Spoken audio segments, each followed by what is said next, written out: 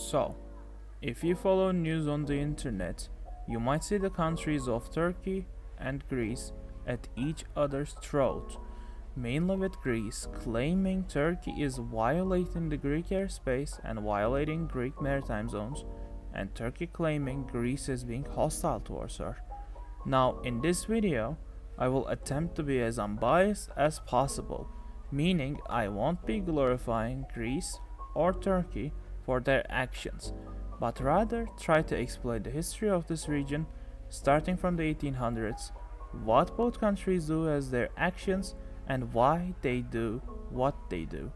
And most importantly, why the Aegean is probably going to stay as this flare point where it might even cause a third Greco-Turkish war if both sides feels like the other took it too far.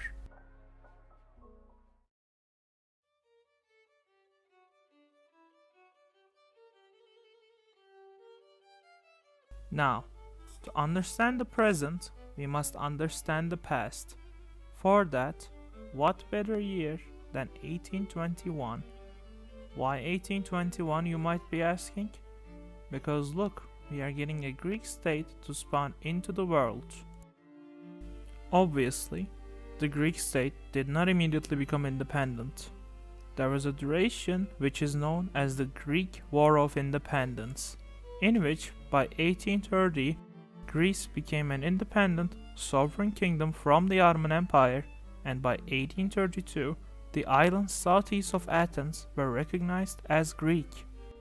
Fast forward to 1864 and Greece quite literally eats the Ionian Islands in a very diplomatic deal with the British Empire. Afterward, a war with the Ottomans here, an uprising in Crete there, and oh look, you have 1913 where the Ottomans got utterly destroyed in the First Balkan Wars, and our Greek state expands yet again, taking Central Macedonia, Epirus, and of course, as it is the main point of this video, a bunch of islands, in which those islands sorta makes the Aegean look like your Greek swimming pool, other than the fact that the Ottomans are still holding the coastline in the western Anatolia. And Italy also takes Dodecanies and Rhodes as the Ottomans sorta lend them in case Greece wants it. Then Bulgaria, unhappy with their gains, decides to try to eat the entire Balkan region for dinner, and they get utterly crushed by the combined efforts of Greece, Serbia, Romania, and the Ottomans. Now, from the Greek perspective, they could stop there, say we got enough lands, let's just build level 10 infrastructure along with a bunch of ports and civilian factories, and no one would argue. But if you did not realize, it is 1919 and the Ottomans lost a major war called the Great War. Anywho, after this one great war, Greece is in the mood of taking some more lands, in which these lands are claimed by this one Greek idea that is known as Megali Idea, in which Greece becomes this purple blob that takes over half of Anatolia, Thrace, and Istanbul, Constantinople, Byzantium, Novoroma. Please make up your mind, it is the same bloody city. And you see, Greece would achieve this dream, but the small detail of Turks rejecting this Greek idea pops up. Greece becomes annoyed. The two and only people of this story fight for 2 years, in which I won't get into it as it deserves its own separate video. And in the end, they settle for establishing modern-day Turkey, which can also be recognized as Greeks sorta having to do a 180 from the purple blob idea, and instead settle with Western Thracian lands they took from Bulgaria.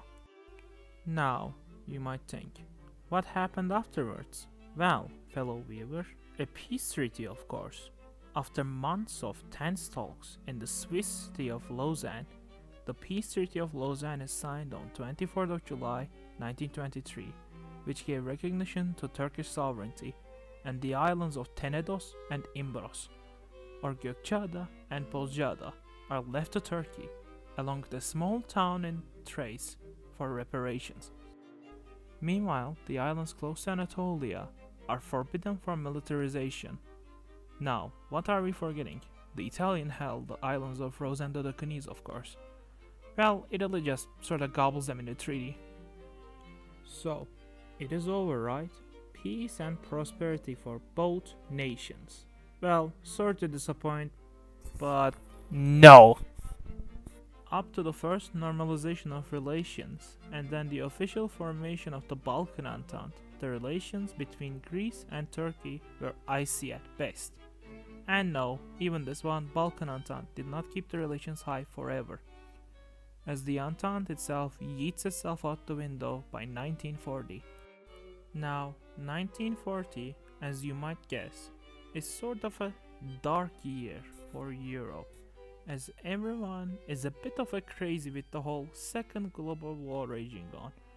At first, the Balkans itself were mainly left alone, with the exception of Romania, in which they lost a bunch of lands to Hungary, Soviets, and Bulgaria, in which I can hear, "Oh, that's a lot of damage!" And you see, Greece became anxious, as Italy is on high alcohol named Roman ambitions, in which the dictator of Italy, Mussolini, gets this bright idea.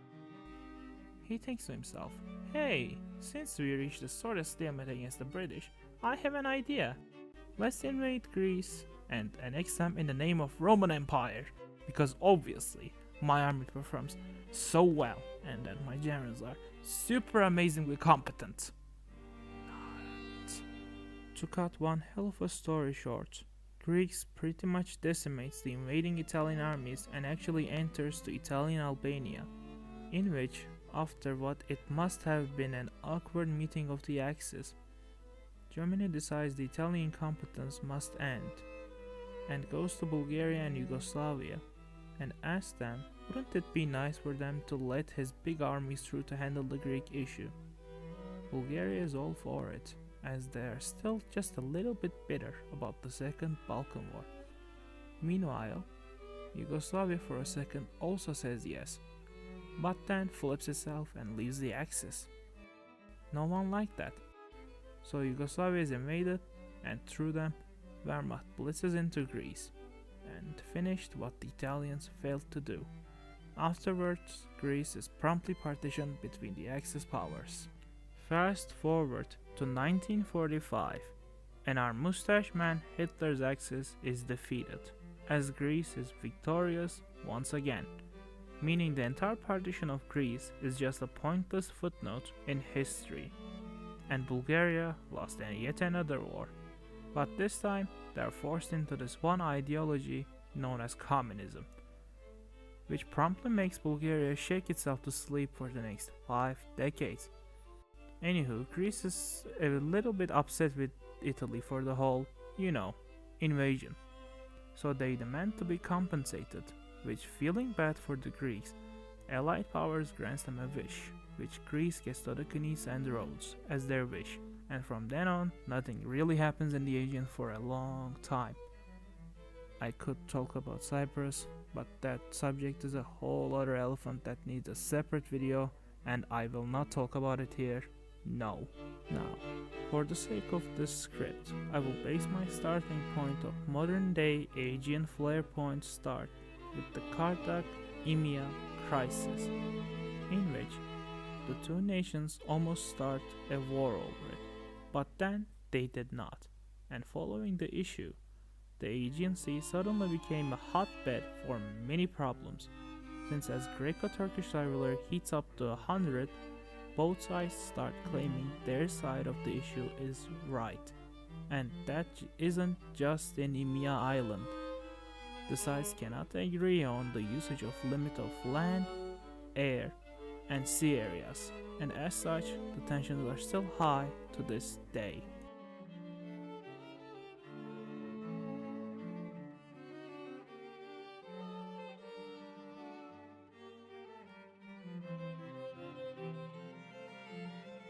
For this, the actions each side took are mainly relevant not in the 20th century but in the 21st, especially as both sides are constantly taking actions that provoke the other one.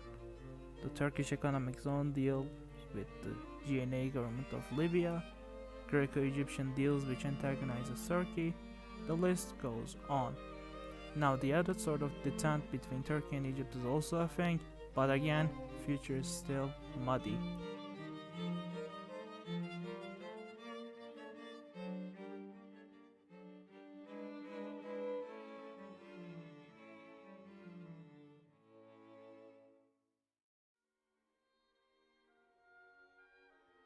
For the ending of this video, I cannot say what is going to happen, but what I can guess is that both Greece and Turkey will keep provoking each other, in which this can indeed lead to a war, although unlikely.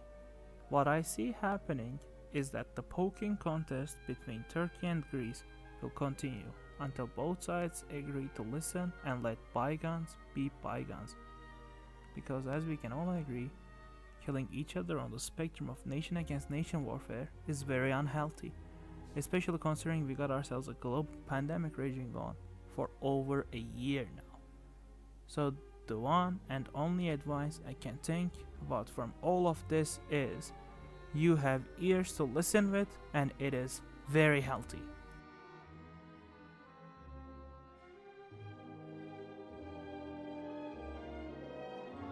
I would like to thank you all for watching this video, where I tried to talk about an issue that plagues two neighboring countries for decades in a neutral manner. In the next video, I'll be talking about the Northern Ireland post-Brexit, what Brexit's effects were on the country, and what might happen due to Brexit in the future.